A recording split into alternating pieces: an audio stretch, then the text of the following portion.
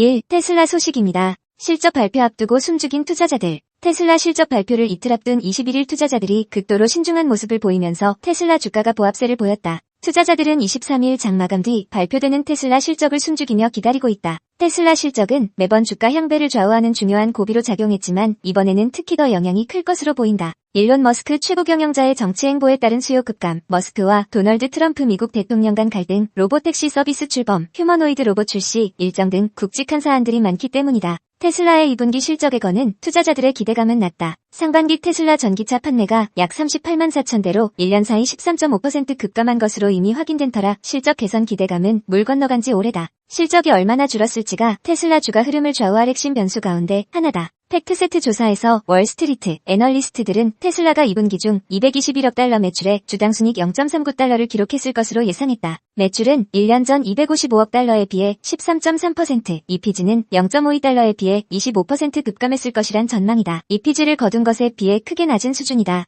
투자자들은 이번 실적 발표에서 이미 과거가 된 2분기 실적보다 향후 전망에 더 관심을 기울일 것으로 보인다. 6월 텍사스주 오스틴에서 시작한 로보택시와 내년 양산을 목표로 하는 휴머노이드 로봇에 대한 경영진의 전망에 촉각을 곤두세우고 있다. 아울러 테슬라가 포기해야 할 막대한 캘리포니아 대기오염 분담금도 관건이다. 미 하원은 캘리포니아주가 대기오염 분담금을 부과할 수 있도록 했던 규정을 철회했다. 이는 테슬라에 상당한 타격이다. 테슬라는 캘리포니아의 대기오염 분담금 제도 덕에 배출제로 차량 크레딧을 날리게 됐다. 테슬라는 올 1분기에만 5억 9,500만 달러를 확보했다. 대기오염을 일으키는 내연기관 자동차를 만드는 업체들의 테슬라가 확보한 크레딧을 판매해 가외 수입을 거뒀지만 이 길이 사실상 막혀버렸다. 웰스파고의 콜린 랭건 애널리스트는 테슬라의 2분기 제비 크레딧 판매가 뚜렷하게 감소했을 것이라면서 3분기에도 감소세가 지속될 것으로 전망했다. 랭건은 테슬라 매도를 주문하고 목표 주가로 120달러를 제시했다. 2. 애플 소식입니다. 애플페이, 티머니 지원. 22일부터 애플 아이폰에서 티머니와 연동한 선불 교통카드 기능이 지원된다. 아이폰 사용자는 이날부터 애플 지갑 앱에 티머니 카드를 추가한 뒤 아이폰 또는 애플워치를 버스, 지하철 승하차 단말기에 태그해 대중교통을 이용할 수 있다. 아이폰 익스프레스 모드가 활성화된 상태에서는 기기를 잠금 해제하거나 켤 필요 없이 단말기에 가까이 대기만 하면 결제된다. 티머니를 통한 선불 충전만 지원되며 다른 후불 교통카드나 기후동행카드, K패스 등은 사용할 수 없다. 애플 지갑 앱에서는 국내에서 유일하게 애플페이를 지원하는 현대카드를 등록해 금액을 충전할 수 있고 모바일 티머니 앱에서는 다른 결제 수단을 통한 충전도 가능하다. 사용자가 설정한 잔액 이하로 떨어지면 애플페이를 통해 금액을 자동 충전하는 기능도 세계 최초로 적용된다. 기기 충전이 필요한 전원 절약 모드에서도 교통카드 기능은 계속 사용할 수 있다. 티머니 연동 미 사용은 iOS 17.2 이후 버전이 설치된 아이폰 XS, XR 이후 모델 또는 워치OS 10.2 이후 버전이 설치된 애플워치 시리즈 6, SE 2세대 이후 모델에서 이용할 수 있다. 티머니에는 아이폰과 애플워치에 탑재된 개인정보 보호 및 보안 기능이 모두 적용된다. 티머니 결제 내역이나 이동 내역은 확인, 추적되지 않는다.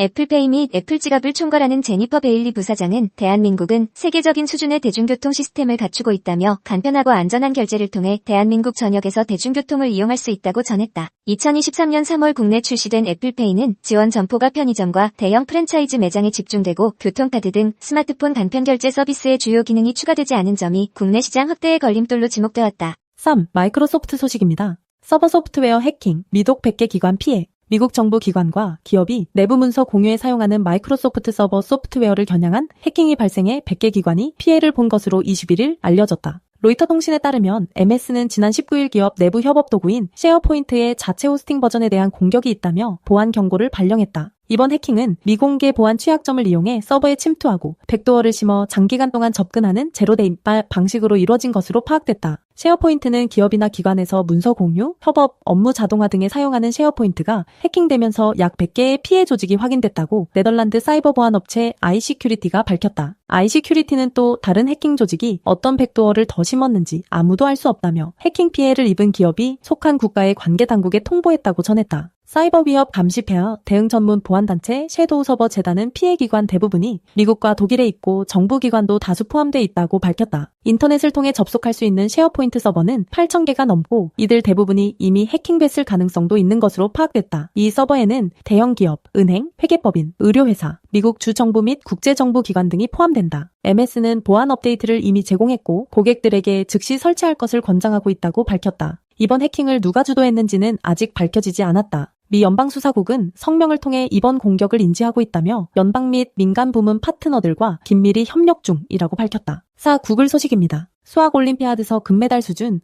구글의 인공지능 회사 딥마인드가 개발한 AI 챗봇이 고등학생 국제수학 올림피아드에서 금메달 수준의 능력을 달성해 눈길을 끌고 있다. 21일 실리콘앵글에 따르면 이번 성과는 오픈AI가 유사한 성과를 발표한 지 이틀 만에 공개된 것으로 딥마인드의 AI 모델은 이번 달 호주에서 열린 올해 수학 올림피아드에 출제된 6가의 문제 중 5개를 정확히 풀어내며 금메달 수준에 도달했다. IMO는 고등학생을 대상으로 한 권위 있는 수학대회로 참가국은 각각 6명의 대표를 선발해 4.5시간 동안 6개의 문제를 해결해야 한다. 올해 대회에서는 630명 중 67명이 금메달을 획득했다. 문제는 대수학, 조합론, 기하학, 수론 등 고등학교 수학의 4개의 분야에 집중돼 있으며 복잡한 수학적 증명이 요구된다. 각 증명은 수페이지에 걸친 수식과 자연어 설명으로 구성된다. 구글은 자사 대규모 언어 모델인 제미나이를 기반으로 이 같은 성과를 냈다. 이 모델은 딥싱크 기능을 탑재해 하나의 답변이 아닌 여러 답변을 생성하고 이를 결합하도록 했다. 구글은 강화학습을 활용해 AI의 수학적 추론 능력을 향상시켰으며